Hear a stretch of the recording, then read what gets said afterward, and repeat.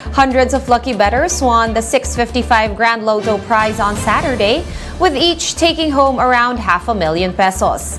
Let's get on the math behind all this with UP professor and statistician Dr. Peter Cayton, who joins us now via Zoom. Professor Cayton, good afternoon. We have 433 winners. I'm sure many people have asked you this. What are the odds of this many winners in a game of chance? Good afternoon, Sean, and thank you for having me today. And about the occurrence of having 433 winners in the 655 Lotto, no? Well, if you just give me an incomplete context into just telling me that for the 655, 433 winners for the jackpot, I'll just think about that and say, well, that is so highly unlikely.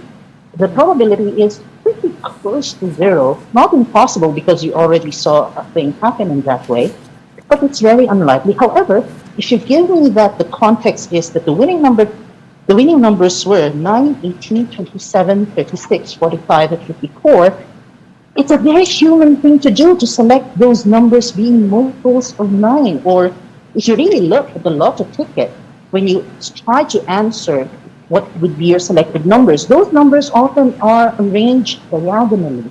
So it's a very human thing for us to really choose an easy set of numbers, an easy pattern when we are faced with chaos and uncertainty. It's a very human thing for us to do. So yes, the tickets, there are 28,989,675.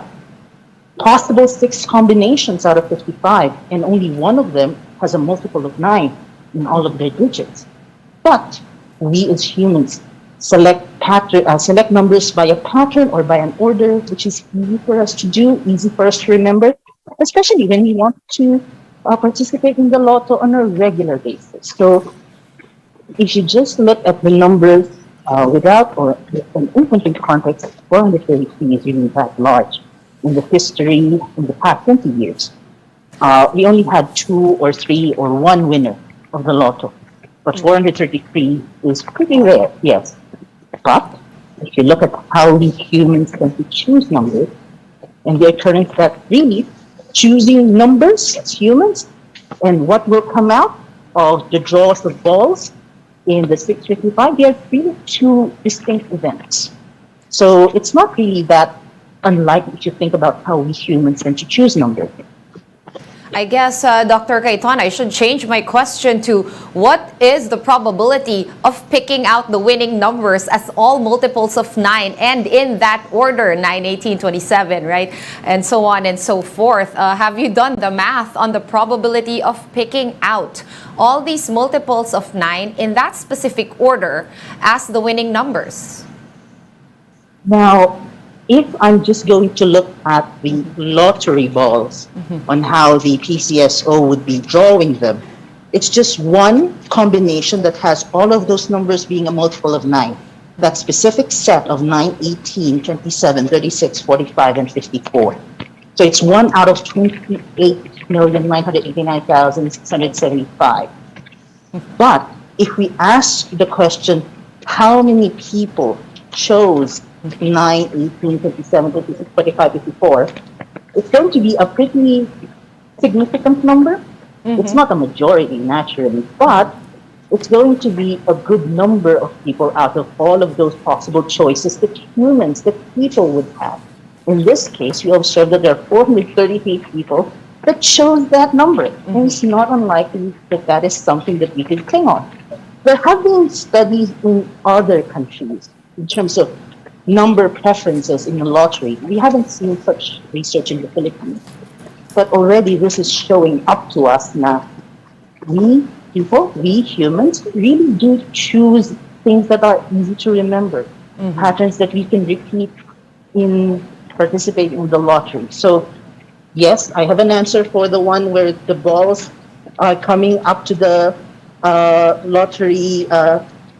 lottery, and that's 1 out of all possible combinations that could exist.